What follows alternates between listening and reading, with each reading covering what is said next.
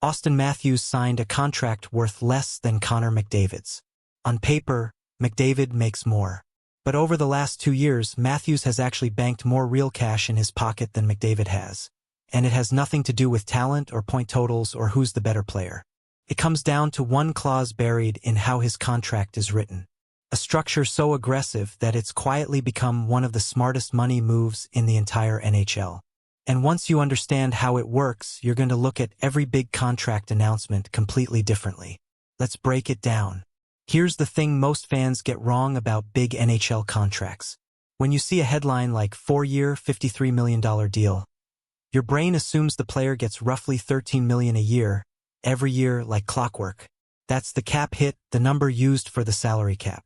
But it is almost never the number that actually lands in the player's bank account that season. There are two totally separate numbers in every NHL contract. There's the cap hit, the average annual value, spread evenly for accounting purposes. And then there's actual cash earned, what the player is paid that specific year, which can swing wildly depending on how the deal is structured.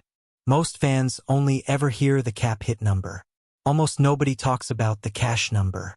And that gap between the two is exactly where fortunes are quietly being built or delayed.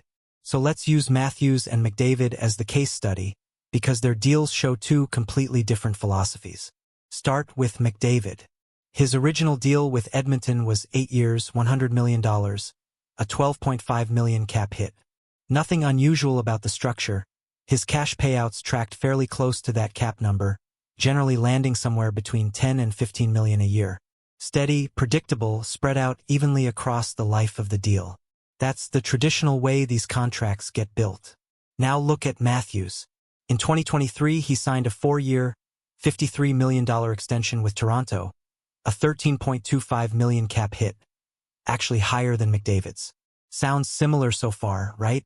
Same ballpark, same average. Here's where it completely diverges. Of that $53 million contract, $49.65 million of it is structured as a signing bonus. Not spread evenly across 4 years like a normal salary. Nearly the entire value of the deal is loaded up front as bonus money, paid out fast and heavy in the earliest years of the contract. What does that actually mean in dollars? In the first year of that deal, 2024 to 25, Matthews collected $16.7 million in real cash. The next year, 2025 to 26, another $15.2 million. 2 years, over $31 million in actual cash in his pocket, while his cap hit on paper only shows $13.25 million each season. Compare that to McDavid over the same stretch.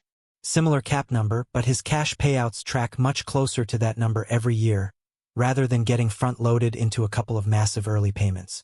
So even though McDavid's total career earnings are still higher overall, Spotrac has him around $106.55 million through 2025, compared to about $92.845 million for Matthews. In those two specific recent years, Matthews was walking away with more actual cash than McDavid was. Same rough era, same league, wildly different amount of money hitting their accounts each year. Now here's the part that makes this a genuine strategy and not just a coincidence. Teams and agents do this on purpose, and there are real reasons behind it. Reason 1, signing bonuses are safer money. If a lockout happens or a season gets shortened, salary can get affected. Signing bonus money that's already been paid out is already banked. It's protected in a way regular salary isn't.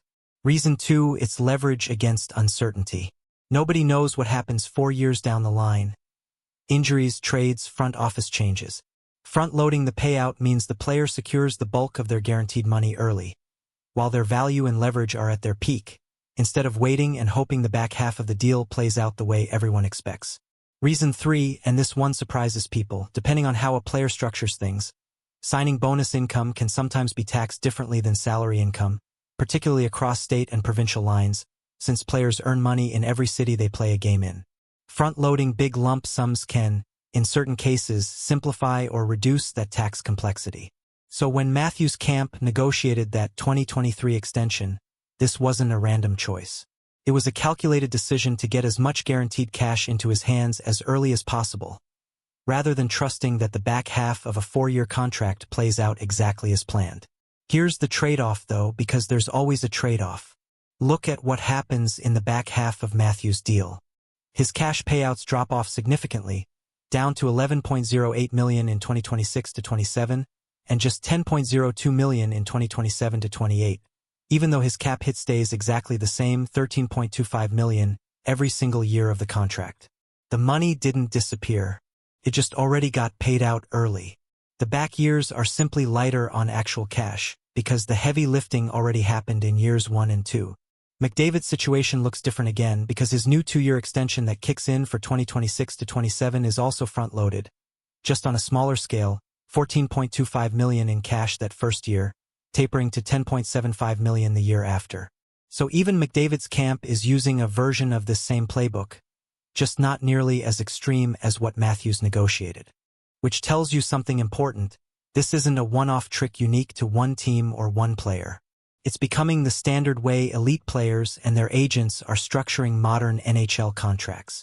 Load the early years, protect against uncertainty, bank the guaranteed money as fast as legally possible. So back to the original question. Who actually banked more real money in recent years, not cap hit, not headline contract value, but actual dollars paid? For 2024-25 and 2025-26 combined, it's Matthews, and it isn't particularly close. His front-loaded structure put more cash in his hands faster than McDavid's more traditional deal did over that same stretch. But zoom out to full career earnings, and McDavid's decade of accumulated contracts still puts him well ahead overall. That $106 million mark versus Matthews' $93 million.